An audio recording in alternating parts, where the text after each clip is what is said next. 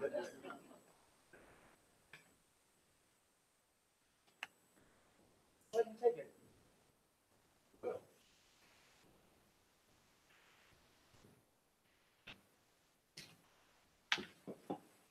think it was an excellent idea to.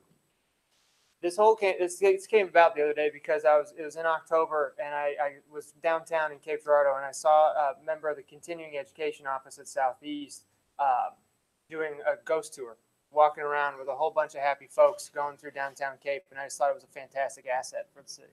It is. Whereas serving as a gateway to the university, Southeast Missouri State University's Office of Continuing Education prides itself on providing our community with quality, customer service, access, innovation, diversity, flexibility, partnership, and collaboration. And whereas Southeast Missouri State University's Continuing Education Department strives to become a leader in the field of continuing education, inspiring a love of learning through innovative educational experiences for all ages and all people. And whereas continuing education coordinates resources within the community for individuals, develops training programs, and serves as a liaison between the community and organizations.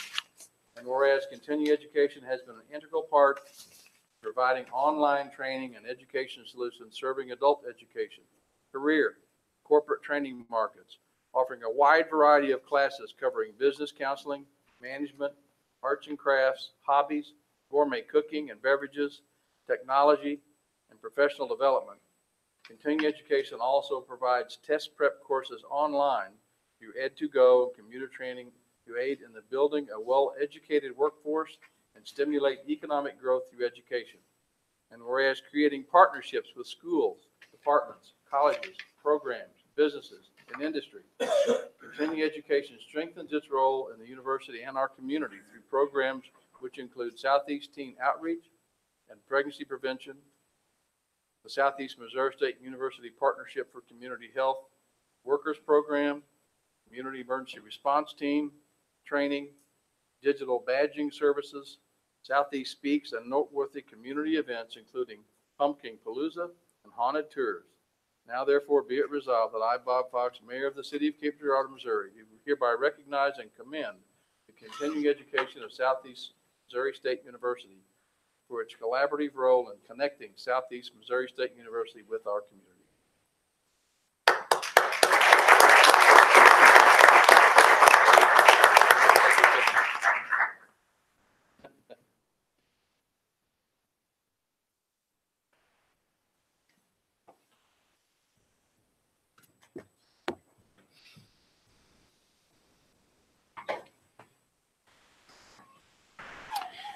We'll now go into communication and reports. Council. Anybody? Nobody? Yeah. Shelley does.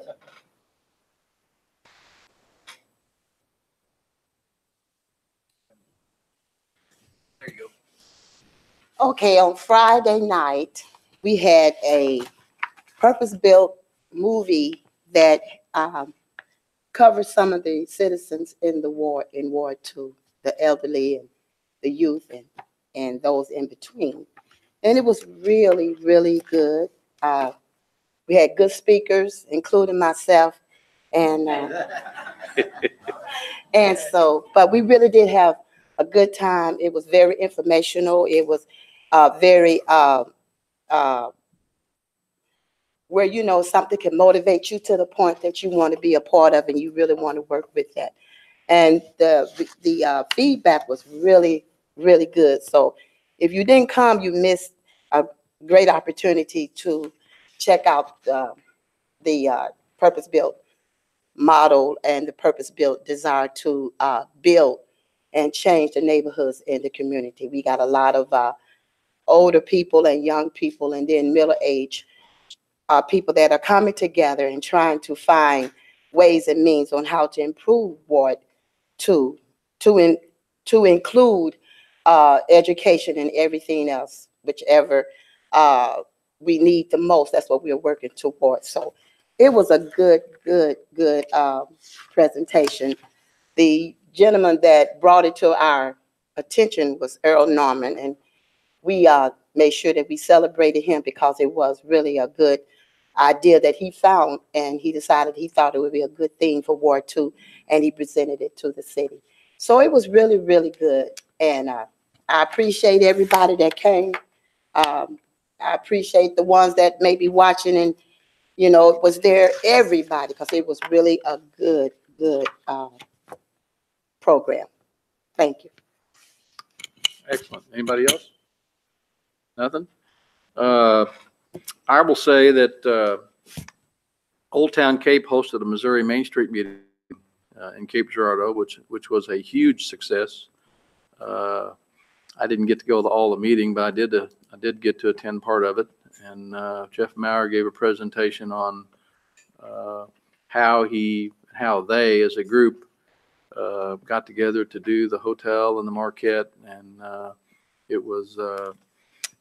it's neat the way everything came together and they got it done. And then speaking about the Courtyard by Marriott, it's officially open. I think it's a big boon to downtown. Main Street people that stayed there loved it and thought it was just fantastic. I also talked to people at the Missouri State High School Athletic Association that stayed there during the state volleyball tournament, and they too had marvelous words for the hotel and how it looked and the service and everything. Big boon to our downtown. We had a fantastic Veterans Day out at Cape County Park, dedicating Freedom Rock and the Veterans Memorial. Our aquatics committee had another meeting in conjunction with the school board. So the school board can kind of be brought up to date as to where we are on this, because they have a vested interest being a partner in our current facility and have appointed half of the committee as well. So that progress is ongoing. Again, I was really, really encouraged by the Friday night presentation by Purpose Built. They have named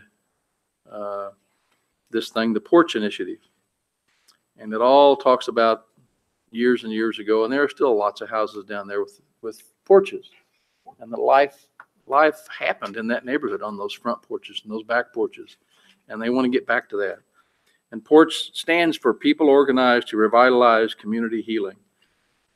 It was the Cape Public Schools gave an excellent presentation on how they have revolutionized the way they're going to educate kids at JE.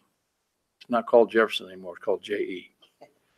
And Lee Ragsdale is leading that charge there at the school, and she is so dynamic, and it is the parental involvement that they've got this year is just amazing, and it's really going to change the way kids are educated, and it's a big start to the change in the south part of our city. The only other thing I have to say is happy Thanksgiving, and everybody have a great family get together and stuff yourselves and have a good time. So we will get on. And Scott, do you have anything? SEMO football, that's good. Oh, yeah. Yeah.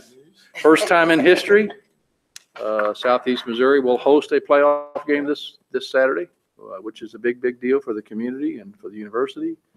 And that's a big deal for our city. Absolutely is. That's all I have. Okay. Planning and Zoning Commission report.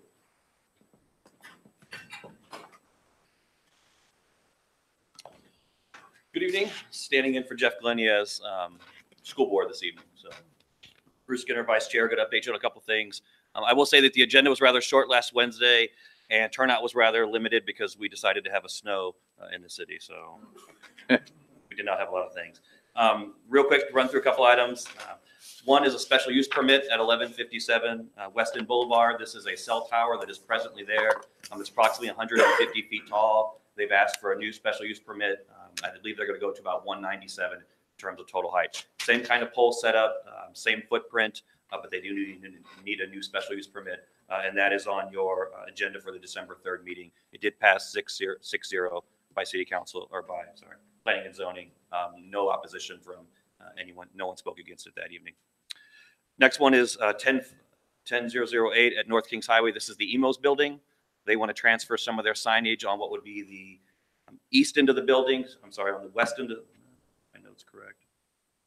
From the northeast elevation to the southeast elevation, basically away from Kingsway to the parking lot area, still within standard sign allotment. So they're within our standard 6-0 in support of that. William Street sign, this is Harbor Freight. They're moving some of their signage from the west elevation to the south, facing the parking lot. Again, that passed 6-0. No opposition from either one of those two sign exemptions. One of the things that will be on your agenda tonight is the Mount Auburn Roads, Mount Auburn subdivision. There was a request by MoDOT to amend the plat for that site. Basically, that street coming off Kings Highway was moved slightly to the north. So it is built per what MoDOT requested, but they've asked for the record plat to be updated. Again, that passed 6-0. That is on your agenda tonight. Crow subdivision plat, that will be on your agenda December 3rd. That is the new Legends property right on Sprigg and Lexington. They're subdividing that corner into two separate lots for future development. This was shared when they first did their plat many months ago, that we might see this. And again, that one passed 6-0. No opposition on that as well. Again, that's on your December 3rd agenda. Another one you'll have on your agenda tonight is Southeast Missouri Hospital. They are making a change to their plat. Sheridan, is that the street? Right on Sheridan Drive, right there. They're subdividing that into two lots as part of some construction they're doing there. Again, that one passed 5-0. Sorry, that one passed 5-0. Chairman Glenn abstained because of connection he has with Southeast Health. That one is on your agenda tonight as well. There were two amendments, one to the development code and one to the zoning code. To the development code, this one gets into signage, specifically replacing a billboard. So the development, and you will see this one on your agenda tonight, looks at LED signage. It is not possible for the industry standard for LED signs to fit neatly within our sign allotment. And so you'll see some language regarding administrative relief that allows the industry standard for LED signs to still be granted when they're replacing a sign without having to amend the entire sign code. And speaking with Ryan and others, he expects this maybe once a year in terms of this kind of a request. But it was quicker, it's more efficient than updating the entire signage standard. That one again is on your agenda tonight. And then the amendment 30, or the last one, is the zoning code looking at RVs. This one will be on your December 3rd agenda. It does two things. One, it defines RVs per the Missouri statute. And then second, it defines that RVs cannot be dwellings. This doesn't impact an RV park, but it just means that they cannot be dwellings. They can't be hooked up to city utilities. It defines that in the zoning code. And then lastly, we have two individuals that have cycled off of planning and zoning, Trey Bertrand and Scott McClanahan. And the commission unanimously recommends Ed Thompson and Kenneth Schmidt to replace both those gentlemen. Happy to answer any questions. I think Patrick Ketting's up for reappointment too, is he not? And Patrick Ketting up for reappointment also? Yes. Yes. Okay. All right. Any questions? Thank you much. Bruce, thank you very much. Is there anybody here to appear before the council for any item not on the agenda this evening? We're going to do staff presentation on the. Oh, that's rezoning right. You are of going to property. do, okay. We'll, you want to do that now or after agenda review? I will do it now. Okay. We're going to go ahead and have staff's going to just present the actions. It's been a while since we did the Hopper rezoning. They're going to present, kind of staff's facts regarding that. And I think Mr. McClanahan's here to speak on it as well. So have Ryan come forward and make that presentation.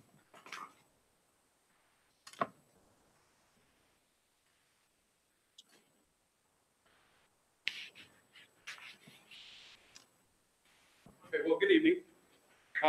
Staff doesn't normally give presentations on planning and zoning applications to the council, but as you mentioned, Scott, this is a little different. This was actually before you a few months ago, and there's a couple different parts to this particular project, and it's led to a lot of questions. So we thought it'd be worthwhile to kind of go over some information and just make sure everybody's informed about what's being proposed and what's going on with this particular project. So just a little bit of background information.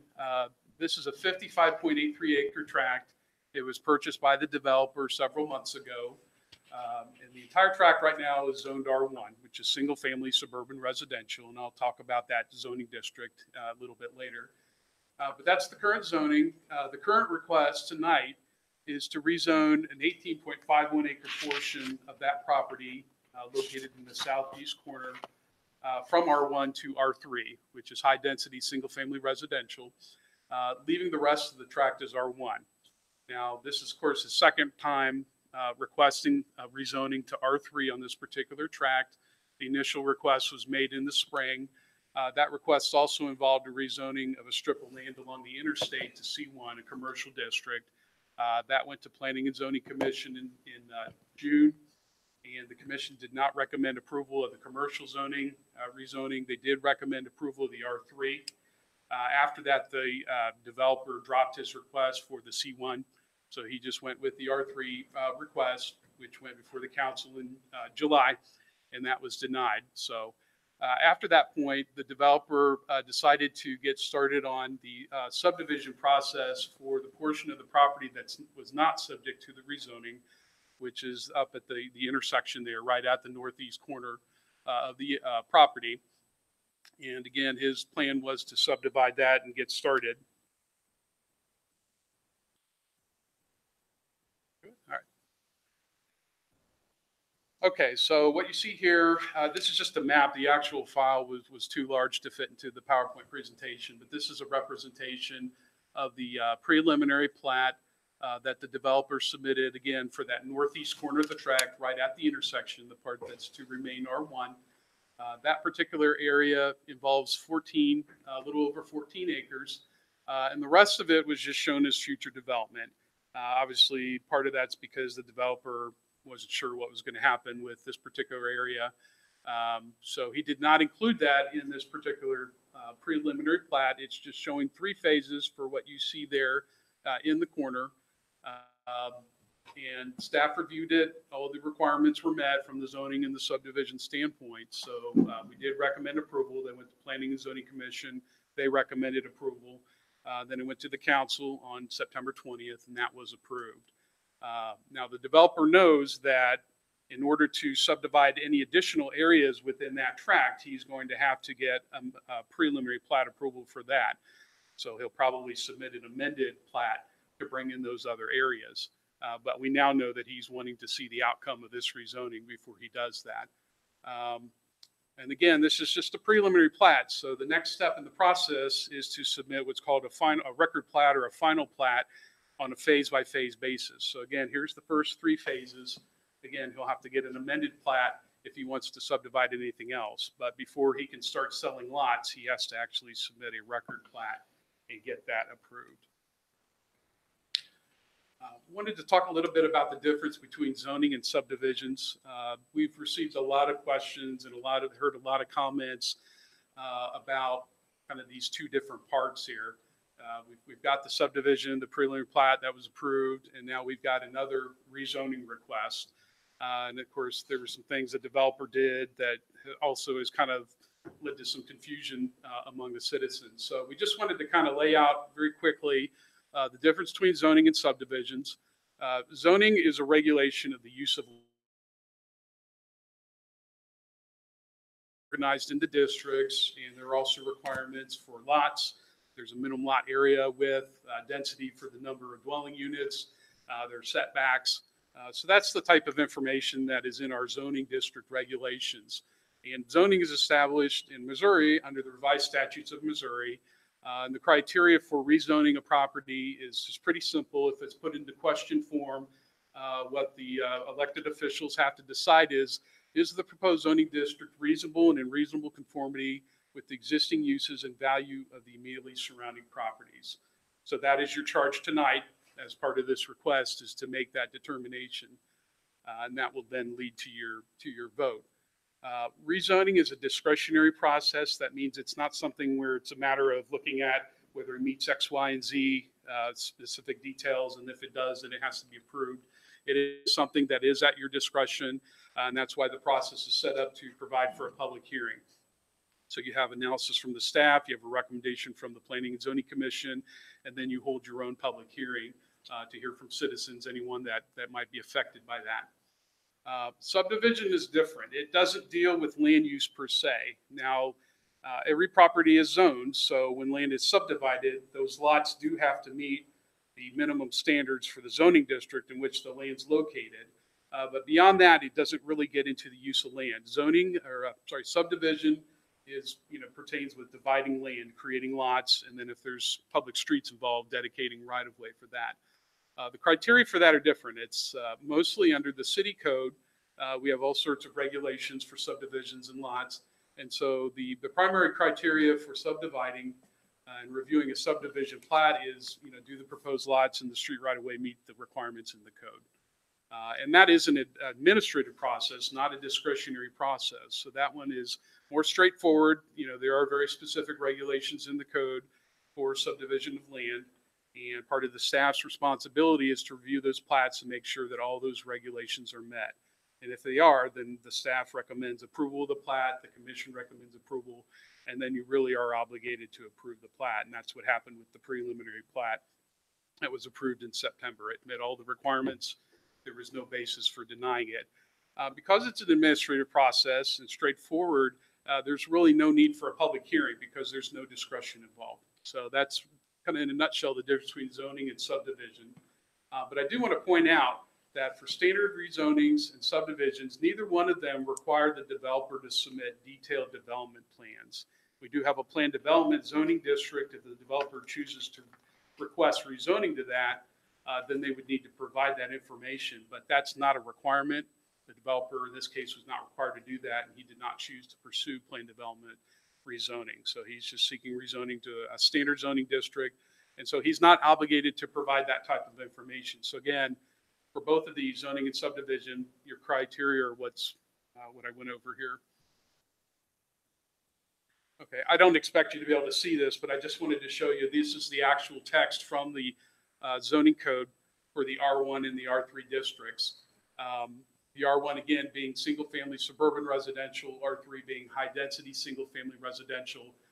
What we're showing in the box is the list of permitted uses in each of those two zoning districts.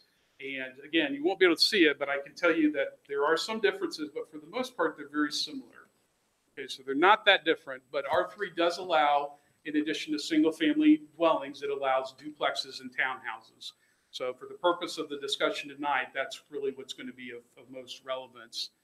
And then this is the other page there on those zoning district regulations, and those pertain to the lot area and the setbacks and the things that I talked about as part of subdividing property.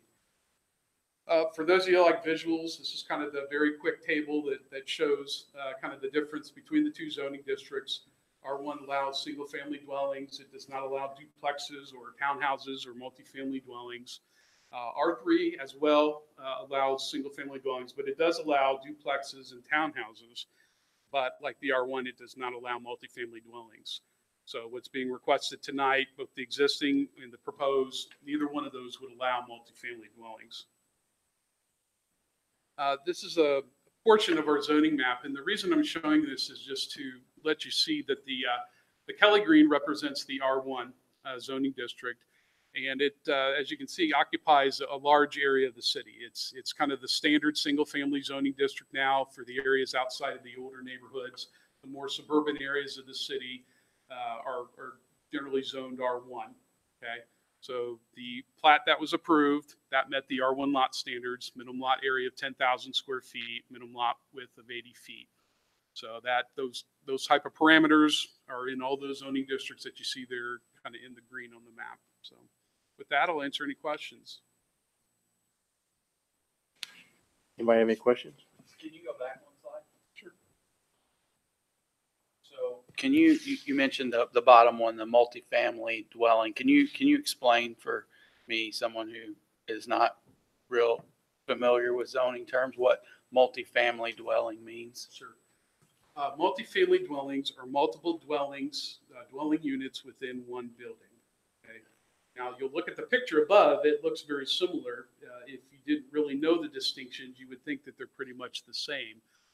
The one above are townhouses, and there's a specific definition for townhouses in our code.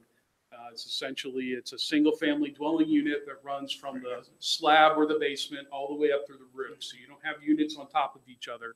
It's one entire unit, and it's adjacent to other units. It's connected in the same building, but each dwelling unit is on its own lot. That's not the case with multifamily dwellings. You Right, can 'cause they have can be multiple stacked dwelling on units in each the other. same building. They can be all in the same lot. Now, you can do condominiums, Mhm. but again, that gets into kind of a different discussion. But essentially, that's kind of the main distinction between. Thank you. Anybody else? Nope. All right. Thanks, Ryan. Thank you. Appreciate it.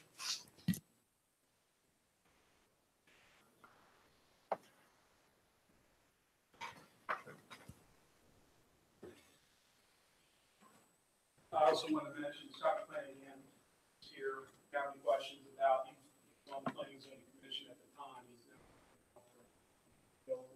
Got any questions? He's an old has-been now. Maybe I should say young has-been. He was on there at a young age. He's not old by any means. I could call his daddy old, but you're not old. And you can tell him I said that. I know. Any other questions? Okay, if not, we'll move on. Now, any appearances regarding items not listed on the agenda this evening? Sorry, I jumped ahead of that. I had that written on my thing and I just missed it. If not, we'll go into agenda review. We have one public hearing tonight. It's the public hearing considering the item we just talked about, the Hopper Road, Old Hopper Road. So we'll have a public hearing for that tonight, and we will also have the first reading under new ordinance number 11.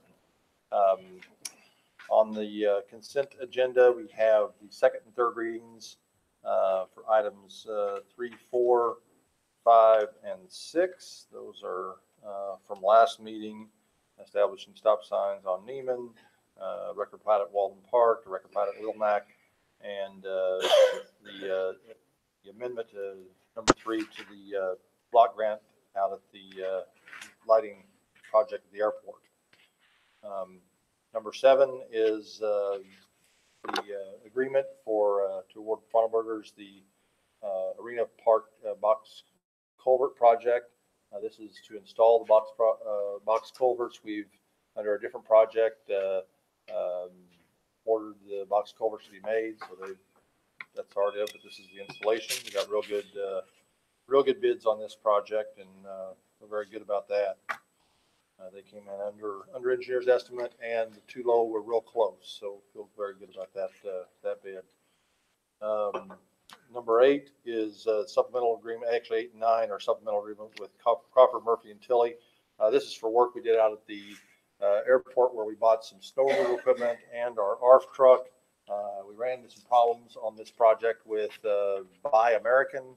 It became very complicated. They'd added some levels of complication to that process, so they had to do some additional work they hadn't anticipated. So we had to come in and give it a little bit additional compensation for both of those.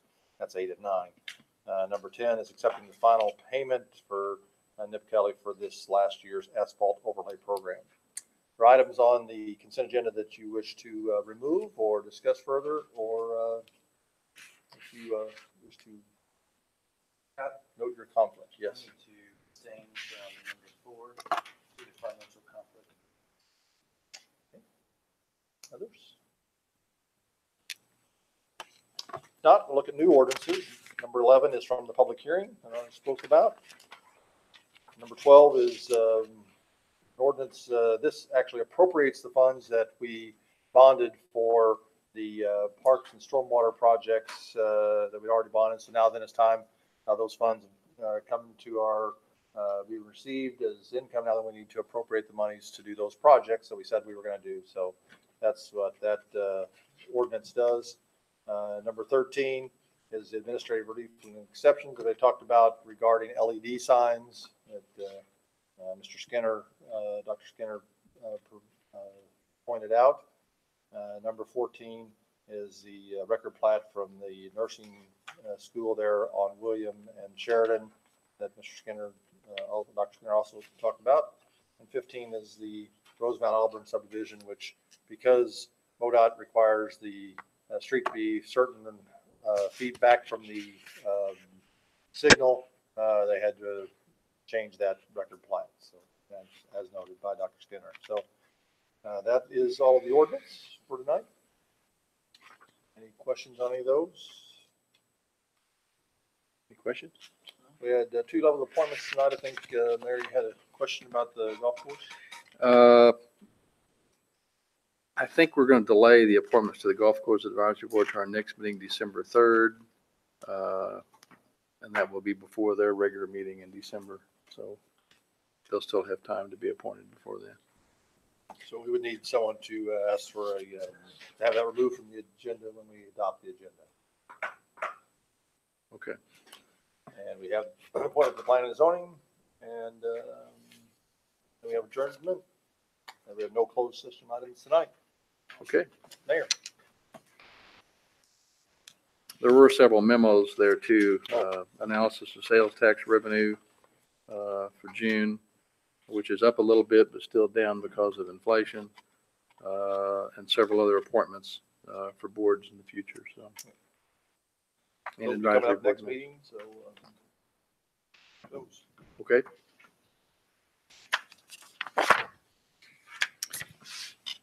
All right, and agenda review. I will now call regular session to order. I'm not going to beat the gavel again, but we'll have roll call, please. Mr. Essex, Here? Dr. Fox. Here. Mr. Guard. Here. Mr. Gunn. Here. Ms. Kinder. Here. Ms. Moore. Here. Mr. Preston. Everybody's here. I'll entertain a motion to adopt the agenda. Mayor, I need to make an amendment to withdraw the appointment to the Golf Course Advisory Board. Second? Okay, I've got a second motion and a second to amend the agenda to withdraw the appointments to Golf Course Advisory Board at this meeting. All those in favor of that amendment signify by saying aye. Aye. Any opposed? Now I'll entertain a motion to adopt the amended agenda. So moved. Motion by Mr. Guard, second by Ryan. Any discussion?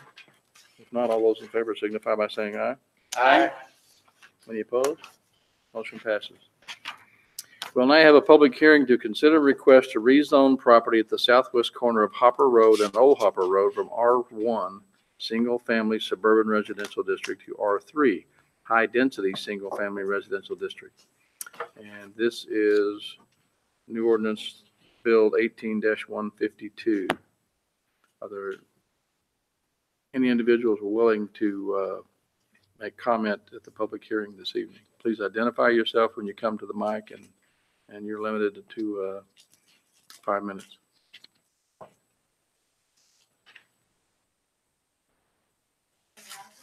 Yes. I appreciate your presentation, but I'm still a little confused with what is going to be in that area. Sounds a little hodgepodge to me. So my question would be, will there be single-family homes? Will there be duplexes and multi-family dwelling, or all three of them? Well, neither zoning allows multifamily. That's out. Thank you. R3 would allow single family. R1 part would not allow. Okay. My second question is, how many properties can actually physically fit on that 14 acres? I'd have to do the calculation, but Because I saw the the R1, red the zoning squares. is maximum density is 4 units per.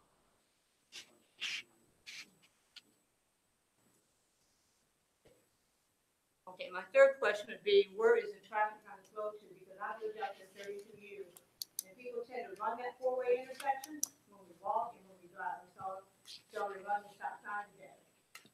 So are they all going to be exited out on the two? Ma'am, are you Ma'am, addressing the council? You need to or are you address the addressing council him? and not address Ryan. Oh, I'm sorry. Well, he put the map up. Okay. So I was just asking him. We make the question. decision. Yeah, you need to. Sorry. You need to address the council. Okay. I thought since he provided the presentation, I just wanted to know clarity about where the exits would be for those 56 dwellings on Old Hopper and New Hopper. It's kind of hard to see that. Well, To I'm see not, where the exit would Well, be coming. the zoning request does not say where all those are. I think he's given a plan that he plans to follow, but he is not, the zoning request does not say exactly where those those entrances and exits. This whole plat is not laid out yet. And the subdivision, not the zoning and property. Yeah, if the zoning passed and after that, if he was to apply for a preliminary plat, he would have to get all of those entrances and exits approved per code. Is that correct? Right, right. Okay, I was just concerned to see where the traffic flow would be because with the four-way stops not being abided by, and you get 56 more property owners, and each family may have 3 or 4 children that drive, we're multiplying that many as 200 people. Are you saying that people don't stop at the stop sign? They don't, Dr. Fox. I swear, I walk every day Well, I think that's something that, and I drive, and today I came home from teaching at school and a man ran through the four-way stop. I think that's something that maybe we So, need to look at That's enforcing. the only thing I'm asking, because I'm talking about safety of us that live there, the safety of the deer that get hit, a lot of them, old hopper and new hopper, and, you know, how are the people gonna be exiting? Because that's quite a few more homes put in that acreage across from those of us that have lived, you know, with pretty nice properties where we were able to even, we have a hard time getting our own driveway with people speeding on old hopper. I would suggest the police to Mr. Blair, that you may send some officers out there to check because people do run and drive fast on Old Hopper. We have numerous places around the city where residents have complained about stop sign issues, about speeding, and the police have done a very, very good job of monitoring those situations and correcting that. So that's my concern. I just was asking him because I wanted clarity of the plots of the land, of how many homes would be there, to trying to figure out how our neighborhood's going to grow from a certain amount of people to maybe as many as 200 to 300 people. Thank you, Mayor. Anything else? Please approach the mic and identify yourself. No? So she raised her hand. Yes. Hi, I'm still Cheryl Essner and still at 533 West Highland Drive. And we're deja vu once again. I just wanted to say that, we're still back, even though you say we're going to do the zoning first and then the planning. The residents are still concerned about the planning, and it seems backwards to me. I've said all this before, so I don't really need to keep saying it. However, I have 2 main concerns right now. The first one had to do with buffering. You guys heard me at the commission meetings more than once. It was first brought up by several residents back in June 13th. And when I approached the commission, at their meeting in October, I asked if anything had been done about that, if they had discussed it, if any headway had been done about providing some type of buffer when you change zones. And they had not looked at it or talked about it. And in fact, I don't know the exact words that were said to me by, I want to say it was Mr. Glenn, but I'm not positive, that I didn't realize it, but that would mean dozens of changes in the ordinances. I felt like I was being dismissed. And I think that that is something that the commission should take a look at, because to residents, it's very important. And I'm not the only one who brought it up. So I would appreciate it if the council would instruct the commission to at least take a look at when there are changes. This is big change for our area to go from R1 to R3 and the multifamily units. And I would like you all to take a look at possible buffering. They said there were 5 zones, I believe, different zonings. So I can't imagine that it would take dozens. If they had started to look at that in June, maybe it would already be in the ordinance now. There are many, many areas in our city where we have R1 and R3 zones adjacent to one another. And that's fine. I don't have a problem with This that. is not What I any have a different problem than with was going from R1 to this high density units. Basically, you're talking duplexes. Could I be talking triplexes or Nope. quadruplexes, or I don't know, because they kept saying single family units, but the units are not single, they're together. It's like a duplex. So duplex is the most. There'd be 2 and 3 there, the second and third pictures. Okay. I'm sorry, I'm sure it was great, but I couldn't see it from the back, any of it. So, and I do have a question, though. I would like to know if that's gonna be public, What going to be public? the PowerPoint. Sure. It's public knowledge. Put that up on You your minutes. Yes, it is. Okay, so that's my main concern, that the commission did not, as a resident, landowner, taxpayer, voter, et cetera, et cetera, et cetera. If I come to the city government and ask for something to be looked at least, I would expect them to at least take a look at it. Okay, instead of dismiss me. The only other thing that I wanted to mention is that I'm back and concerned again about where all the trucks are gonna be going and where, because the entrance of that southeast corner right now has always been at the corner of Old Hopper, and the corner, where Old Hopper turns over, how many degrees is that? And we went through all of this at the first council meeting and all the concerns that we had, and we're still there now, because if they build the southeast section first, where are they gonna be coming in and out? That's very important to us. And that is a blind, dead turn right there. And I do not want to see all the I construction. think you could going go and in out there of from that corner. I think the current record plat is further away. It's further away from the corner. Well, the plat that I. Well, there are houses right there on that corner. You can't go right through their property to get to the access to the, Well, right now, that's where the access is. That is the access that the farmer's been using all. So that is an access there between. I'm two not sure what houses. access he'd use to get in and get his equipment in and grade it and all that stuff. It could be from There anywhere. are no roads now, so I Right. would like to know where the entrance and exits are going. With no That's roads what the there. record plat shows right there. It's down from the corner both ways. And basically, he could go in anywhere from, Okay, Yeah. well, it's gonna be all down in this way, right? No. So is he gonna have to go all the way? it's not going to come down any farther than what that is, I don't think. Yeah. The R3 That's is, the R1. but you were talking about at the corner, and I was saying if that. Oh, no, I'm talking about the corner of Old Hopper, when Old Hopper turns the corner. Oh, you're talking about the current, no, I don't know. It's a curve. No, I'm sorry, I misunderstood Sorry, you. I should have said curve, but it is a corner, it is a 90 Yeah, it's a curve. degree. And that's where the access is right now. I do not think that the city is going to let him do access that's going to interfere and be dangerous as far as traffic goes. Okay, so you do have the right to monitor that. I would think that would have to be monitored. Correct. Correct. Okay. You know, like I said, if this were to be approved, if it's not, he's gonna have to submit an amended plat that shows how he's gonna lay out streets and lots for that area. Right. All right. And again, if it meets the requirements of the code, Requirements for safety. Okay. Anybody else? Yes, ma'am.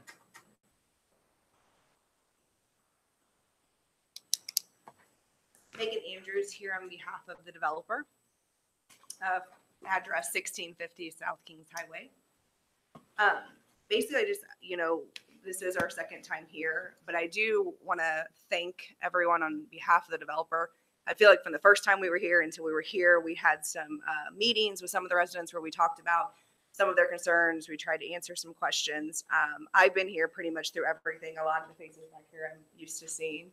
I feel like at the Planning and Zoning Committee, I did talk with a lot of the residents and we were able to kind of show them somewhat of a look of what the townhomes were going to look like. We kind of had a draft up of what the plan is. Obviously, none of it's been submitted yet. So until it's submitted, that's not, in stone, but we wanted to show them what we were looking towards doing. Again, what the plan is, if you look at the villas behind West Park Mall, the really nice villas, that's what we're looking at. So not just throw something up, some huge duplexes. I mean, it's going to be a very nice area that's well done, and it's going to be reasonable, and it's going to be reasonable within the use of that area, and it's going to conform to the houses in that area. So I'm just here again on behalf of the developer if anybody has questions, and I just want to thank you for being here and helping us go through this process with all the citizens. I'm sorry we had to postpone this because of our change in the meeting last week, but Yeah. just things happen. Yeah, and that's perfectly fine. And I'd much rather be able to have everybody here, so we all can discuss it and not just, have something where people had to choose between here or something else. So I'm Right. glad that it was changed so everybody could be here tonight. Anybody have any questions? Looks like Nicolette pulled up the photos of the villas behind West Park Mall.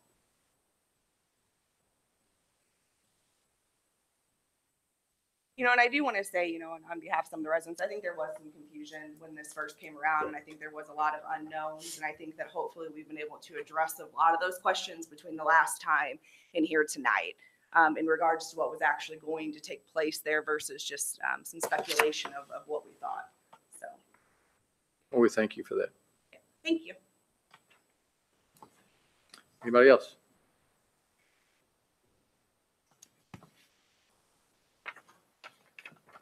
My name is Lonnie Hasty. I live at 3701 Old Hopper Road.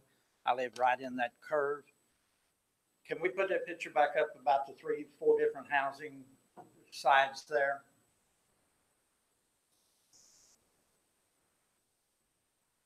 Just a second. Our techno whiz is working on it.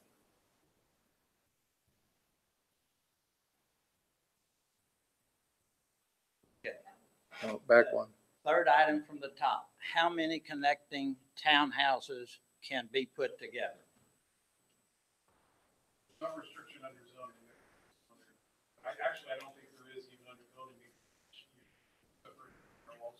So this gets approved R3, and he could stack townhouses all the way down there. He has to stay within the density, so the more he puts in one area, he can't have units in another area.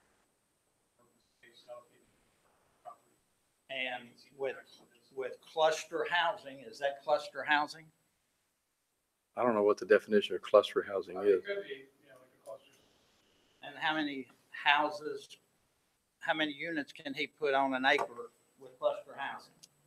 Well, the overall density would have to be the same, 4 units per acre, whatever type it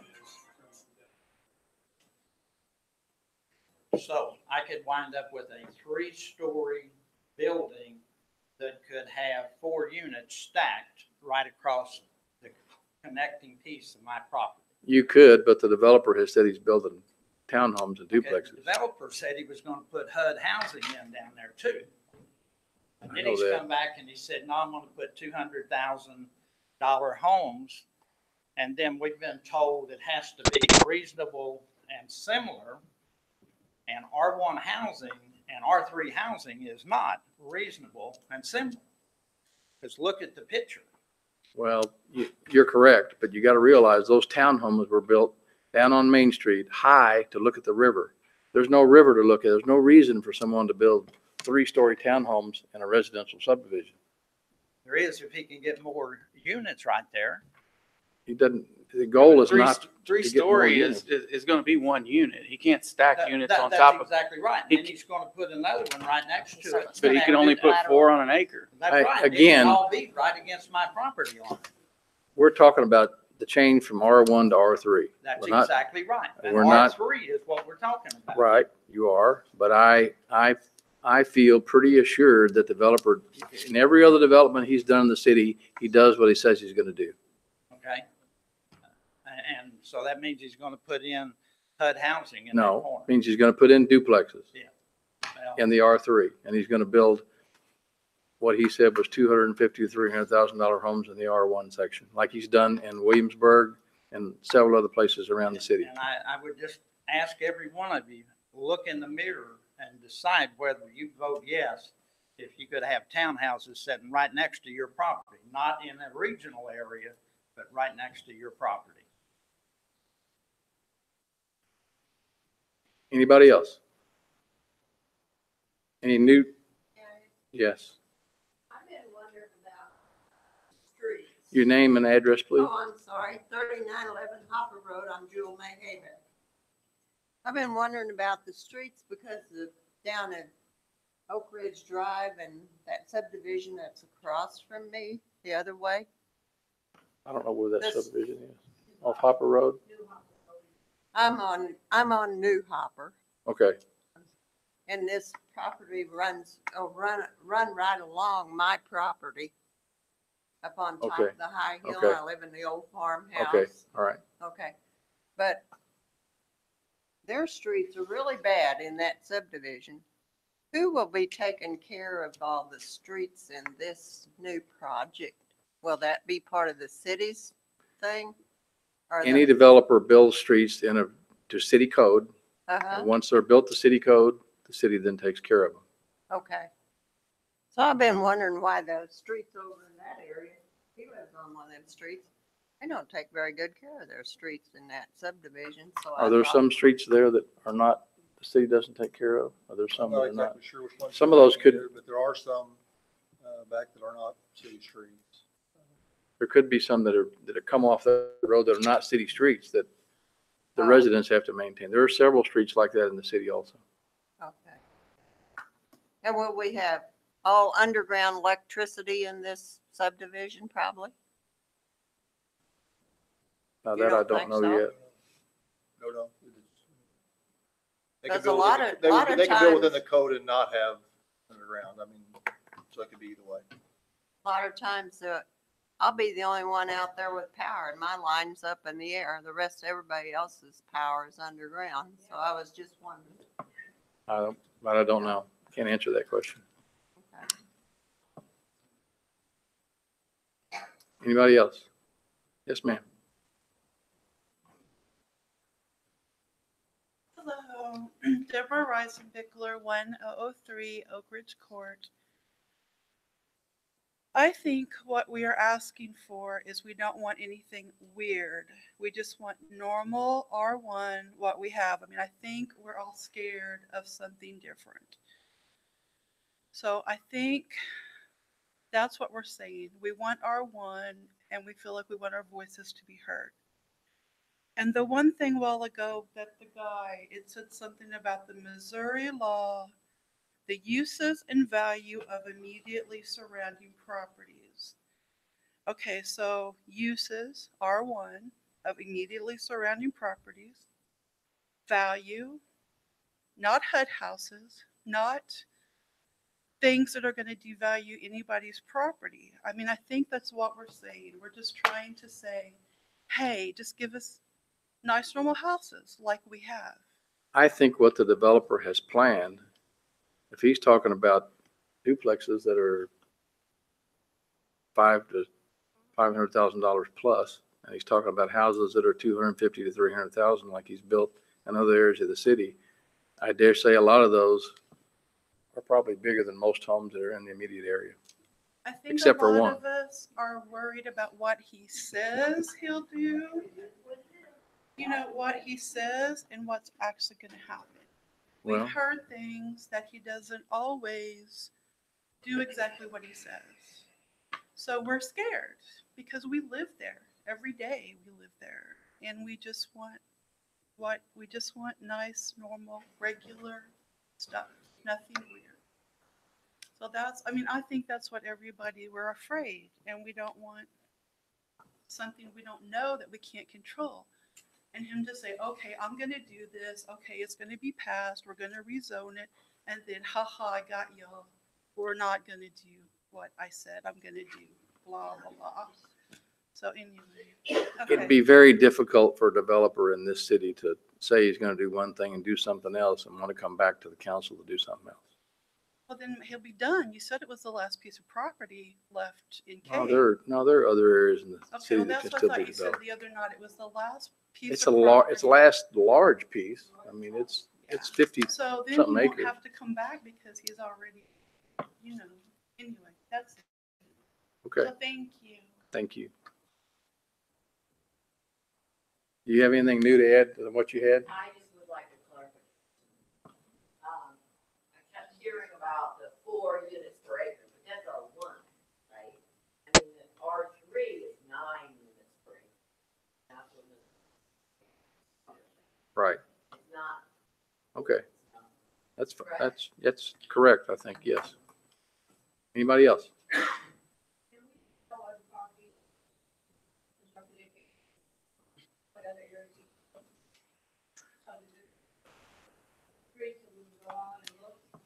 Gosh, he's done Williamsburg on Perryville Road. He's done some back, another subdivision off of Perryville Road where my son lived for a while. Robbie knows several because he's been involved with some of those. As far as multifamily, he's done Red Hawk Commons.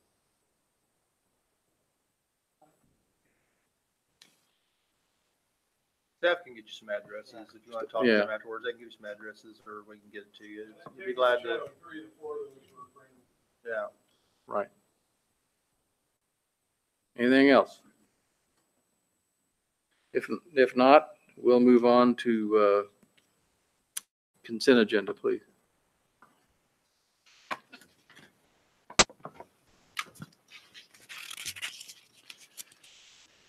Order 18-153, an ordinance amending Schedule C of Section 26-121 of the City Code by adding stop signs on Neiman Drive in the city of Cape Girardeau, Missouri, an ordinance amending Schedule C of Section 26-121 of the City Code by adding stop signs on Neiman Drive in the city of Cape Girardeau, Missouri. Order 18-157, an ordinance approving record plat of Walden Park Phase 4, an ordinance approving record plat of Walden Park Phase 4. Order 18-158, an ordinance approving record plat of Little Mac East Second Subdivision, ordinance approving record plat of Little Mac East Second Subdivision. Bill number 18-160. An ordinance authorizing city manager to execute amendment number 3 to the state block grant agreement with Missouri Highways and Transportation Commission for design and construction of runway 1028 lighting rehabilitation project at the Cape Girardeau Regional Airport.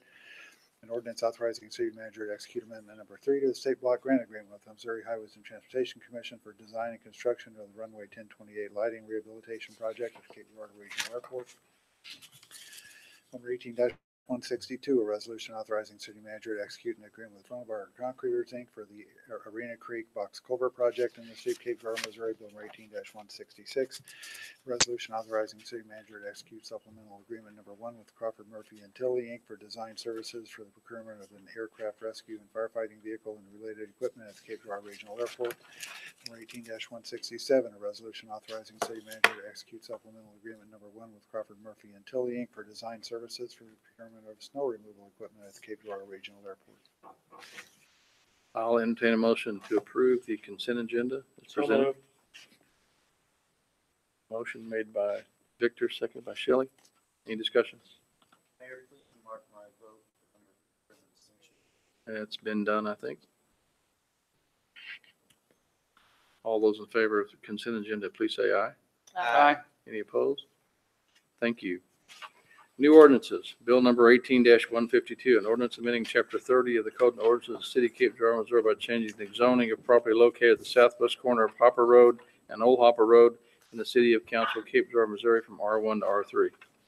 So moved. Do I hear motion made by Ryan, seconded by Robbie? Oh, I mean, not Dan, not Cammy, Robbie. Any discussion? Mark 9.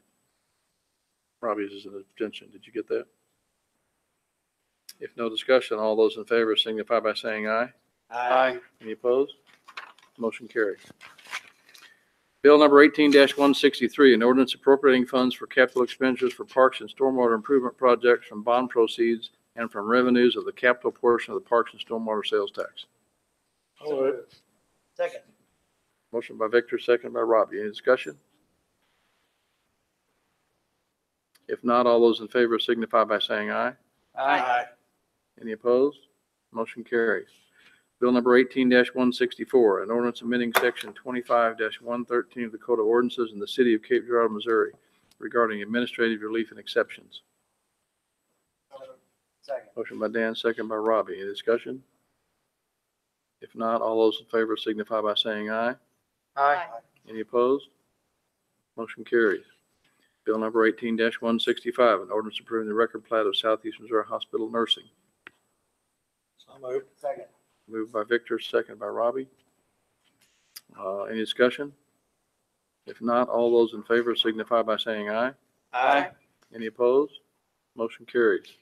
Bill number 18-168, an ordinance approving the record plat of Rhodes Mount Auburn subdivision. Amended. Motion by Dan, second by Shelley. I didn't hear that. Oh, okay, Stacy. Sorry. Any discussion? Mayor, please mark my vote, an abstention, financial conflict. Okay. Got that? All those in favor signify by saying aye. Aye. Any opposed? Motion carries. We have delayed the golf course advisory board appointments, appointments to the Planning and Zoning Commission. Do you have the results?